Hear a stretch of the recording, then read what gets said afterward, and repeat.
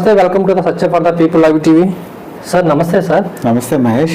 Sir ఈ మధ్య యువత మాత్రం ఏంటి లోన్లకు కానీ లేకపోతే క్రెడిట్ కార్డులకు కానీ లేకపోతే ఫైనాన్స్లకి తీసుకొని అవి డబ్బులు కట్టలేక చాలా మంది సూసైడ్ చేసుకుంటున్నారు సార్. అయితే రీసెంట్గా హైదరాబాద్లోని భాగ్య అని సురేష్ కుమార్ భాగ్య అని చెప్పేసి ఇద్దరు యువకులు కాదు, వాళ్ళు పెళ్ళయింది మిడిల్ ఏజ్ అంటే నువ్వు అన్నావు యువకులే కాదు, మిడిల్ ఏజ్ ఉన్న వాళ్ళు ఓల్డ్ ఏజ్ కి వచ్చిన వాళ్ళు కూడా ఈ పరిస్థితి ఎదుర్కొంటున్నారు. అయితే అంటే ఏం చేస్తారంటే సార్, అంటే క్రెడిట్ కార్డు యూజ్ చేస్తే ముందు మన డబ్బులు ఓడుకోవచ్చు, తర్వాత వచ్చిన టైంకి కట్టకపోతే వాళ్ళు మనల్ని అది ఏదో విధంగా వాళ్ళు కొంచెం టార్చర్ పెట్టడం జరుగుతుంది. అలాగే డైలీ ఫైనాన్స్ ముందు డబ్బులు తీసుకోవడం, ఇంట్రెస్ట్ 4 రూపాయలు 5 రూపాయలు 6 రూపాయలు ఇంట్రెస్ట్ చేయడం, 10 రూపాయలు వేయడం.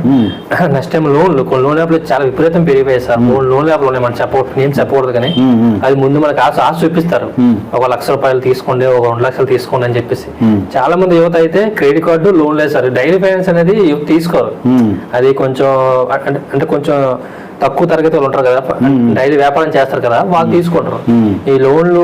ఈ క్రెడిట్ కార్డు అనేది మాక్సిమం అందరూ కూడా మొత్తం జాబ్స్ ఎవరు చేస్తారు, అయితే వాళ్ళు ఎక్కువగా సాఫ్ట్వేర్ ఎంప్లాయీస్ వీళ్ళు ఎక్కువ క్రెడిట్ కార్డు యూజ్ చేస్తారు. లేకపోతే లోన్లు యువతలు అయితే చెప్పక్కర్లేదు, ఇంకా అందరూ లోన్ తీసుకుని అవి డబ్బులు కట్టలేక చాలా మంది సూసైడ్ చేసుకుంటున్నారు. అయితే దీని మీద అసలు ఎందుకు ఇలా జరుగుతుంది, దీని మీద మీకు అభిప్రాయం చెప్పండి సార్ మన ప్రేక్షకులు. చాలా మంచి ప్రశ్న ఇస్తాం మహేష్. ఈ మధ్య రీసెంట్గా సికింద్రాబాద్లో లాల్గూడ ఏరియాలో సురేష్ కుమార్ భాగ్య అని వాళ్ళిద్దరు కూడా కపుల్ అనమాట. వాళ్ళకి 2 పిల్లలు ఉన్నారు. ఆ పిల్లలు కూడా పెద్దవాళ్ళే, అంటే దాదాపు అబ్బాయి వచ్చేప్పటికి 17 సంవత్సరాలు, అమ్మాయి వచ్చేప్పటికి 15 సంవత్సరాలు. అంటే వాళ్ళ ఏజీ మిడిల్ ఏజ్లో ఉన్నాళ్ళు. అయితే గత కొన్ని సంవత్సరాలుగా వాళ్ళు ఆర్థిక ఇబ్బందులతో బాధపడుతున్నారు. ఫస్ట్ ఆయన రకరకాల వ్యాపారాలు చేశారు, చిన్న తినుబండారాలు అంటే వ్యాపారాల దగ్గర నుంచి కొన్ని వ్యాపారాలు చేశాడు. చేసినప్పుడు ఏంటంటే ఈ క్రెడిట్ కార్డు అనే మాయలో పడ్డాడు ఆయన. మాయలో అంటే చాలామంది ఈరోజు నువ్వు చెప్పినట్టు సాఫ్ట్వేర్ ఉద్యోగులు కూడా వాళ్ళు ఉద్యోగం చేయడానికి జాబ్లో జాయిన్ అయిన తర్వాత ఫస్ట్ ఈ క్రెడిట్ కార్డు వాళ్ళు అప్రోచ్ అవుతారు. అలాగే ఈ వ్యాపారాలు చేసేవాళ్ళు, లేకపోతే ఇంకా నువ్వు అన్నట్టు ఉద్యోగాల్లో ఉండేవాళ్ళు, ఇలా రకరకాల పీపుల్ని ఈరోజు క్రెడిట్ కార్డ్స్ అంటగడుతున్నారు. అంటే వాళ్ళే ఫోన్ చేసి తీసుకోండి మీకు అంతా బాగుంటుందని చెప్పిన వాళ్ళు ఉన్నారు. లేదా ఏదైనా బ్యాంకులో మన పనుల నిమిత్తం వెళ్ళినప్పుడు ఆ బ్యాంకుల్లో అక్కడే కుర్చీలు వేసుకొని కూర్చుంటారు. ఏదైనా సరే ఒక్కసారి క్రెడిట్ కార్డు అనే దాంట్లో పడితే దాని ఇబ్బందులు చాలా రకాలుగా ఉంటాయి. అదే ఉదాహరణ ఏంటంటే సురేష్ కుమార్ భాగ్య. సరే లాల్గూడలో వీళ్ళు ఉన్నారు, కొంతకాలం అక్కడ వ్యాపారం చేశారు. ఆ వ్యాపారంలో నష్టం వచ్చింది, దాదాపు 3 లక్షల రూపాయల వరకు నష్టం వచ్చింది. అంతకుముందే వీళ్ళు క్రెడిట్ కార్డు తీసుకొని ఉన్నారు. తీసుకున్న సందర్భాల్లో వీళ్ళు ఏం చేశారంటే వీళ్ళ కోరిక, ప్రతి ఒక్కరికి ఒక కోరిక ఏంటంటే సొంత ఇల్లు ఉండాలి, సొంత స్థలం ఉండాలి. హైదరాబాద్ సికింద్రాబాద్ అంటే చాలా కాస్ట్లీ అది. సరే ఏదో కష్టాలు పడి ఒక స్థలం కొనుక్కున్నారు, చిన్నపాటి స్థలాన్ని. అది ఇల్లు కట్టుకుందామని వాళ్ళ కోరిక. సో దీని నిమిత్తం ఏం చేశారంటే వాయిదాలు ఉంటాయి కదా, ఈ వాయిదాలు కూడా కడుతున్నారు, క్రెడిట్ కార్డుకి కడుతున్నారు. ప్లస్ ఈ సైట్ కొనదానికి కూడా డబ్బులు కడుతున్నారు. మెయిన్ క్రెడిట్ కార్డులో ఉండేటువంటి అడ్వాంటేజ్ బయటకు కనిపించేది ఏంటంటే ఏదైనా మన డబ్బులు ఎక్కడైనా షాపింగ్ కానీ వెళ్ళినప్పుడు మనకు 1 లక్ష రూపాయలు 2 లక్షలు, కొన్ని చోట్ల 3 లక్షల వరకు ఈ లిమిట్స్ ఉంటాయి, 5 లక్షల వరకు కూడా. ఈ లిమిట్లో మనం వాడేస్తాం, అంటే తొందరగా స్వైప్ చేయగానే ఆ డబ్బులు వచ్చేస్తాయి. కానీ ఈ పేమెంట్ వచ్చేటప్పటికి విత్ ఇన్ డేట్లో కనుక పేమెంట్ ఇవ్వకపోతే హిడెన్ ఛార్జెస్ చాలా పడిపోయి వడ్డీకి వడ్డీ చక్రవడ్డీలాగా పెరిగిపోతూ మనం కళ్ళు మూసి కళ్ళు తెరిచేలోగా దాన్ని మొత్తం చాలా పెరిగిపోతుంది క్రెడిట్ కార్డులో. సరే వీళ్ళు ఏం చేశారు, ఈ ఇల్లు కట్టుకున్నటువంటి నిమిత్తం ఇల్లు కట్టలేదు, ఈ వ్యాపారం దీనికి సంబంధించినటువంటి దీనికి వాడుకుంటూ దీనికి ఏమో పేమెంట్ కడుతూ ఇలాగా వాళ్ళు ఏంటంటే ఈ తప్పే ఈ హిడెన్ చార్జెస్ ఇలా ఉండటం వల్ల వాళ్ళ మొత్తం పెరుగుతూ వచ్చింది. మొత్తం మీద వాళ్ళ బయట అప్పులు, తర్వాత ఈ క్రెడిట్ కార్డు ఇవన్నీ కలిపి ఒక 4 పెద్ద అమౌంట్ కూడా కాదు, 4 లక్షల వరకు చేరుకున్న తర్వాత సరే పిల్లలు పెద్దవాళ్ళు అవుతున్నారు, ఈయన ఇంకా సెటిల్ అవ్వలేదు ఫైనాన్షియల్గా. హైదరాబాద్ సికింద్రాబాద్లో ఏదైనా ఒక స్థిరమైన జాబ్ లేకపోతే కష్టం. అక్కడ మెయిన్ ఏంటంటే ఖర్చులు ఎక్కువగా ఉంటాయి. ఎక్కడైనా ఖర్చులు ఎక్కువ ఉంటున్నాయి అనుకో, అందులోనే ట్విన్ సిటీస్లో ఖర్చు ఎక్కువ, కాస్ట్ ఆఫ్ లివింగ్లో ఎవరు మనకు తెలిసిన వాళ్ళు కూడా ఎవరు ఉండరు ఆదుకోవడానికి. అయితే వాళ్ళ అత్తగారు కూడా అక్కడే ఉన్నారు, హైదరాబాద్లోనే ఉన్నారు ఆవిడ కూడా. ఈ క్రెడిట్ కార్డు పేరు మీద వీళ్ళు ఏం చేస్తారంటే ఒక ప్రైవేట్ ఏజెన్సీలకు అప్పచెప్పేస్తారు. ప్రైవేట్ ఏజెన్సీ వాళ్ళు ఏం చేస్తారంటే నీకు పాతకాలంలో రౌడీలాగా ప్రవర్తించడం, ఇంటికి రావటం, బెదిరించడం, అరుపులు అరవటం, వాళ్ళు కావాలని ఏం చేస్తారంటే చుట్టుపక్కల వాళ్ళ దగ్గరికి వెళ్ళి వీళ్ళు క్రెడిట్ కార్డు తీసుకున్నారని కూడా చెప్తారు. అంటే డిఫేమ్ చేయడం అనమాట. సొసైటీలో అదేంటయ్యా నువ్వు అప్పులు చేస్తున్నావా, వాళ్ళు కట్టేయచ్చు కదా అని పక్క వాళ్ళు కూడా చెప్తారు. అవమానం పొందుతారు. మెయిన్ అవమానం కలిగించేట్టు చేస్తారు. కొంతమంది అయితే కొన్ని చోట్ల అయితే సామాన్లు కూడా బయటకు పారేసిన సందర్భాలు కూడా ఉన్నాయి. ఈ క్రెడిట్ కార్డు ఏజెంట్స్ సామాన్లు బయట పారేయటం, లేకపోతే భయపెట్టడం, బెదిరించడం ఒక రౌడీజమే, అందులో నో డౌట్. ఇలాంటివన్నీ చేసి ఎలాగోలాగా వాళ్ళు ఆ డబ్బులు కట్టించడానికి ప్రయత్నం చేస్తారు. అందులో 2 రకాలు, ఒక మంచి ఏజెంట్, ఒక చెడ్డ ఏజెంట్, రికవరీ ఏజెంట్ అంటారు వీళ్ళని. మంచివాడేమో మంచిగా వస్తాడు అనమాట, సార్ మీరు ఇలా కట్టేయండి, కట్టేయకపోతే మీకు ప్రాబ్లమ్స్ ఉంటాయి అని మంచిగా చెప్తాడు. రెండో వాడు వస్తాడు బ్యాడ్ ఏజెంట్ అనమాట. వాడేం చేస్తాడు, బెదిరించి ఇలాంటి పనులన్నీ చేస్తాడు, తిట్టడం ఇవన్నీ పనులు చేస్తాడు. దాంతో ఈ రకమైన పద్ధతే అతను కూడా ఫేస్ చేసేటప్పటికి ఈ భయోత్పాతానికి అతను ఏంటంటే అరే నేను కట్టలేను అనే ఒక భయానికి లోనయ్యాడు. లోనయ్యి వాళ్ళ అత్తగారి ఇంటికి వెళ్ళారు ఇద్దరును. వెళ్ళినప్పుడు ఇతను ముందుగానే భార్యతో చెప్పాడు, నేను ఇలా చనిపోదాం అనుకుంటున్నాను, ఈ డబ్బులు కట్టలేని పరిస్థితి వస్తాం. 3-4 లక్షలుగా పాపం అతను ఆ భయానికి లోనయ్యాడు. అంటే ఈ భాగ్యన్నవాడు కూడా ఏముందంటే మీరు కనుక లేనప్పుడు నేను కూడా ఎందుకంటే నేను మీతో పాటే నేను చనిపోతాను అని చెప్పింది. సరే వీళ్ళు ఏం చేశారంటే వాళ్ళ అత్తగారు ఇంటికి వెళ్ళారు. అంటే ఈవిడ అమ్మగారు ఆయనకి అత్తగారు ఇంటికి వెళ్ళి ఆ పిల్లలు కూడా వాళ్ళతో పాటు వచ్చారు. ఇదంతా హైదరాబాద్లోనే జరిగింది. వాళ్ళు ఏం చేశారంటే మంచి భోజనం చేద్దాము, హోటల్కి రెస్టారెంట్కి వెళ్దామని చెప్పి ముందు అత్తగారిని పిల్లల్ని రెస్టారెంట్కి పంపించి మేము మళ్ళీ కాసేపట్లో వస్తాము, మీరు అక్కడ ఉండండి అని చెప్పి పంపించి సీలింగ్ ఫ్యాన్కి ఏమో ఇతను ఊరేసుకున్నాడు. ఆవిడ టిఫిన్ దాంట్లో విషం కలుపుకొని ఈ టిఫిన్ తిని చనిపోయింది ఆవిడ. ఇద్దరు కూడా చనిపోయారు. వాళ్ళేమో చాలాసేపు వెయిట్ చేసి ఎంతకీ రాకపోవడంతో మళ్ళీ వాళ్ళు వచ్చి చూసేటప్పటికి వీళ్ళిద్దరు కూడా మృతదేహాలే పడి ఉన్నారు. ఈ సంఘటన అందరినీ కూడా చాలా కలిచివేసింది.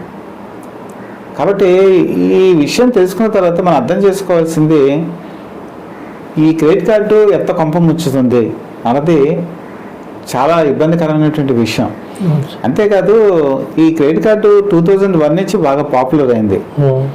2001 నుంచి పాపులర్ అయినప్పుడు చాలామంది సెటిల్మెంట్ చేసుకుంటారు. ఈ సెటిల్మెంట్ చేసుకున్నప్పుడు మెయిన్ ఒక అపప్రద ఏమొచ్చిందంటే ఈ రికవరీ ఏజెంట్లు డబ్బులు తీసుకొని యాక్చువల్గా వీళ్ళు రిసీట్లు ఇస్తారు. ఈ రిసీట్లు డూప్లికేట్ రిసీట్లు ఇచ్చిన సందర్భాలు ఉన్నాయి. కొంతమంది రిసీట్లు ఇవ్వకుండా ఏం చేశారంటే మేము సెటిల్ చేస్తామని వెళ్ళి సెటిల్ చేయకుండా ఉన్నటువంటి క్రెడిట్ కార్డ్స్ కూడా ఉన్నాయి. క్రెడిట్ కార్డు సరిగా కనుక వినియోగించకపోతే అది 100% చాలా ఇబ్బందికరమైన విషయం. ఫైనాన్షియల్గా మన పరిస్థితులు తారుమారయ్యేటువంటి అవకాశం చాలా ఉంది. అందుకే ఈ ఉదాహరణ మనం చెప్పుకోవాలి. ఇంకా నువ్వు రెండో విషయం అడిగావు, లోన్ యాప్స్ కూడా ఇప్పుడు సమాజంలో పట్టి పీడిస్తుంది. లోన్ యాప్స్ గురించి బహుశా మన ప్రేక్షకులకి ఇంత వెనకాల బ్యాక్డ్రాప్ ఉంటుందని తెలియదు కాబట్టి ఇంత వివరంగా చెప్తున్నాను. లోన్ యాప్స్ అనేది ఎటువంటి డాక్యుమెంట్ అవసరం లేదు. అన్నట్టు ₹1,00,000 కాదు, 20,000 కాదు, ఎంత అమౌంట్ అయినా వాళ్ళు ఇచ్చేస్తారు వాళ్ళకున్నటువంటి తాహతు బట్టి. అయితే ఈ లోన్ యాప్స్ తీసుకునేటప్పుడు చాలా బాగుంటుంది, ఎందుకంటే డాక్యుమెంట్ ఉండదు, అడిగిన వెంటనే ఇచ్చేస్తారు, అయిపోతుంది. కానీ లోన్ యాప్ ఒక్కసారి మన మొబైల్లో కనుక డౌన్లోడ్ అయిన తర్వాత మనకున్న డేటా అంతా కూడా అవతల పక్క వాళ్ళకి వెళ్ళిపోతుంది. లోన్ యాప్ ఎవరికైతే ఉంటుందో వాళ్ళకి అందరికీ డేటా వెళ్ళిపోతుంది. అందులో ఏం వెళ్తాయంటే మన కాంటాక్ట్స్ వెళ్ళిపోతాయి, మన పర్టికులర్స్ వెళ్ళిపోతాయి, మన ఫోటో వెళ్ళిపోతుంది, ఫ్యామిలీ ఫోటో వెళ్ళిపోతుంది, ఫ్యామిలీ మెంబర్స్ ఫొటోస్ ఉంటాయి కదా, ఫ్యామిలీ ఫోటో వెళ్ళిపోతుంది. అందులో ఈ లోన్ యాప్ తీసుకునే వాళ్ళకి వాళ్ళ మదరు, వాళ్ళ వైఫ్, లేకపోతే వాళ్ళ పిల్లలు, అబ్బాయి కానీ అమ్మాయి కానీ ఎవరున్నా ఆ మొత్తం డేటా వెళ్ళిపోతుంది. వాళ్ళ అకౌంట్, బ్యాంక్ అకౌంట్ డీటెయిల్స్, తర్వాత వాళ్ళ అడ్రస్ అన్నీ కూడా వెళ్ళిపోతాయి. ఫేస్బుక్లో ఉండే వాళ్ళ అకౌంట్ డీటెయిల్స్ కూడా వెళ్ళిపోతాయి. వెళ్ళిపోయిన తర్వాత వీళ్ళు వెయిట్ చేస్తారు, డబ్బులు కడుతున్నారా కట్టట్లేదా అని. వీళ్ళు కట్టలేదనుకో వాళ్ళు ఏం చేస్తారంటే ముందు రిమైండ్ చేస్తారు, బెదిరిస్తారు. అప్పుడు కూడా వాళ్ళు పేమెంట్ అవ్వలేదనుకో ఏం చేస్తారంటే వాళ్ళ ఇంట్లో ఉన్నటువంటి ఆడవాళ్ళు ఎవరైతే ఉంటారో వాళ్ళ ఫోటోల్ని మార్ఫింగ్ చేస్తారు. మార్ఫింగ్ చేసి న్యూడ్ ఫోటోల కింద తయారు చేస్తారు. అలాగే ఈ మగవాడైనా సరే ఇతని ఫోటో కూడా న్యూడ్ ఫొటోస్ని తయారు చేస్తారు. తయారు చేసి ఫోన్ బుక్లో ఉన్న కాంటాక్ట్స్కి, వాట్సాప్కి, ఫేస్బుక్కి ఎవరైతే ఉంటారో వాళ్ళందరికీ న్యూడ్ ఫొటోస్ పంపిస్తారు. ఎప్పుడైతే న్యూడ్ ఫొటోస్ వెళ్ళాయో వాళ్ళు ఏంటంటే ప్రతి మనిషికి కూడా ఈరోజు సొసైటీలో ఎదురువాడు బాధపడుతుంటే ఒక సరదా. వాళ్ళు ఏం చేస్తారంటే వాళ్ళ కాంటాక్ట్స్కి ఈ న్యూడ్ ఫొటోస్ పంపించే సందర్భాలు కూడా ఉన్నాయి. దీంతో ఆడవాళ్ళ ఫోటోలు, మగవాళ్ళు, వాళ్ళ కుటుంబం అంతా బయటపడిపోయినట్టే. ఇంకా కుటుంబం పరిస్థితి ఇంకా చిన్న భిన్నమైనట్టే. ఇలాగే 20,000 తీసుకున్న వాళ్ళకి 30,000 తీసుకున్న వాళ్ళు కూడా న్యూడ్ ఫొటోస్ చేసినవి ఉన్నాయి. దాంతో చాలామంది ఆత్మహత్యలు చేసుకున్న వాళ్ళు కూడా ఉన్నారు. చాలా విషయాలు ఇది బయటికి రావటం లేదు. అయితే మరి సైబర్ క్రైమ్కి వెళ్ళి ఈ యాప్ని ఏమైనా పట్టుకుందామా అంటే ఇందులో వీళ్ళు ఎక్కడ ఉంటారంటే దుబాయ్లో ఉంటారు, లేకపోతే ఎక్కడో శ్రీలంకలో ఉంటారు, లేకపోతే బీహారీ ముఠాస్ ఉంటాయి కదా వాళ్ళు ఉంటారు. వాళ్ళ ఐపీ అడ్రస్ అది కనుక్కొని అడ్రస్కి వెళ్ళటం కష్టం. వాళ్ళు ఎక్కడ ఉంటారో తెలియదు. కానీ వీళ్ళ పట్టుకునేసి వాళ్ళ దగ్గర ఉంటాయి కానీ వాళ్ళ పట్టుకునేసి వీళ్ళ దగ్గర ఉండవు. సో పోలీసులు కూడా ఈ కేసుని ఛేదించాలంటే చాలా కష్టం. ఫారిన్ కంట్రీస్లో అంటే ఆపరేట్ చేసే వాళ్ళని పట్టుకోవడం అంటే చాలా ఇబ్బందికరమైన విషయం, దొరకరు వాళ్ళు. సో లోన్ యాప్స్లో ఇది ఖచ్చితంగా ఈ విధంగా జరుగుతుంది. కాబట్టి మన Satya for the people live TV ప్రేక్షకులకు నేను వినపజేసుకునేది ఏంటంటే మీరు లోన్ యాప్స్కి మాత్రం దయచేసి వెళ్ళకండి. మీకు బ్యాంక్స్ ఉన్నాయి, నేషనలైజ్డ్ బ్యాంక్స్ ఉన్నాయి. మీకు ఏదైనా కావాలి అంటే అక్కడికి వెళ్ళి మీకు ఏమైనా ఇబ్బందులు ఉంటే మీరు చక్కగా అక్కడ తీసుకోవడం మంచిది. కానీ ఈ క్రెడిట్ కార్డ్స్ ఒకటి లోన్ యాప్స్కి వెళ్ళటం చాలా డేంజరు. ఇంకా మూడో విషయం నువ్వు చెప్పావు, డైలీ ఫైనాన్స్.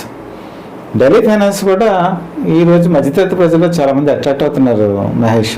ముఖ్యంగా చిన్న చిన్న వ్యాపారాలు చేసుకునేవాళ్ళు, తర్వాత నువ్వు అన్నట్టు చదువు సరిగా లేకపోవటం వల్ల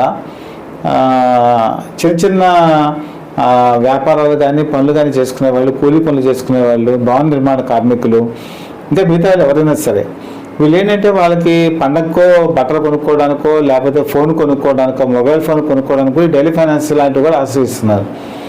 వీళ్ళు తీసుకునేటప్పుడు చాలా చక్కగా చెప్తారు, మాట్లాడతారు. కానీ తర్వాత వీళ్ళు డైరెక్ట్గా వీళ్ళు ఎక్కడ ఐపీ అడ్రస్ ఎక్కడ ఫారిన్లో ఉన్నది వీళ్ళు ఎక్కడే ఉంటారు. కానీ వాళ్ళు మాట్లాడే విధానం కానీ, తర్వాత డబ్బులు కట్టకపోతే వాళ్ళు అరిచే విధానం కానీ, తర్వాత ఒక్కొక్కసారి కిడ్నాప్లు చేసినట్టు సంఘటనలు కూడా ఉన్నాయి. ఇంట్లో కుటుంబ సభ్యులను కిడ్నాప్ చేసిన సంఘటనలు కూడా ఉన్నాయి. కానీ వీళ్ళు వెళ్ళి ఎవరికి చెప్పుకోలేరు. తర్వాత పోలీసుల సహాయం కూడా చాలామంది కోరరు. కానీ పోలీసుల సహాయం కోరినా ఇది ఫైనాన్స్ ఆర్థికమైనటువంటి విషయాలు కాబట్టి వాళ్ళకున్న ఇన్ఫ్లుయెన్స్ వాళ్ళు తప్పించుకుంటారు. ఇదంతా ఏంటంటే వెరసి అధిక వడ్డీలకి ప్రాణాలు తీసుకున్న వాళ్ళు ప్రైవేట్ ఫైనాన్స్లో కూడా ఉన్నారు. కాబట్టి ఎట్టి పరిస్థితుల్లోనూ ఇలాంటి వాటికి పోకూడదు. ముఖ్యంగా మనకున్న ఆదాయాన్ని మించి ఖర్చులకి వెళ్ళటం, తర్వాత లగ్జరీ ఐటమ్స్కి పోవటం, ఇవన్నీ కూడా ఏంటంటే ఈ అనర్థాలకి దారితీస్తాయి. అంటే ముఖ్యంగా సురేష్ భాగ్య అడిగావు కాబట్టి నేను ఈ లోన్స్ విషయంలో కూడా నేను ఇంత క్లియర్ కట్గా చెప్తున్నాను. ఎవరు కూడా ఈ రోజున్న పరిస్థితి బయట మార్కెట్ చాలా కష్టంగా ఉంది. ₹1 సంపాదించాలంటే ఏ వ్యాపారాలు కూడా సరిగా సాగటంలా. ఎందుకంటే ఇప్పుడు ఆంధ్రప్రదేశ్ ఎలక్షన్ మూమెంట్ కూడా వచ్చేసింది. ఈ ఎలక్షన్ మూమెంట్లో రియల్ ఎస్టేట్ వ్యాపారం మందకొండగా సాగుతుంది. ఆటోమొబైల్ కొంతవరకు స్పీడ్గా ఉండొచ్చు కానీ రియల్ ఎస్టేట్ కానీ లేకపోతే మిగతా బిజినెస్లు చాలా డల్గా వెళ్తాయి. డబ్బులు కూడా చాలా కటకట్లాడే పరిస్థితి ఇప్పటికే ఏర్పడుతోంది. కాబట్టి ఇలాంటి వాటిల్లో ఈ లోన్స్ తీసుకోవడం మాత్రం డేంజర్ అని చెప్పి నేను మనస్ఫూర్తిగా భావిస్తే వీటికి జోలికి వెళ్ళొద్దని చెప్పి నేను విన్నవించుకుంటున్నాను.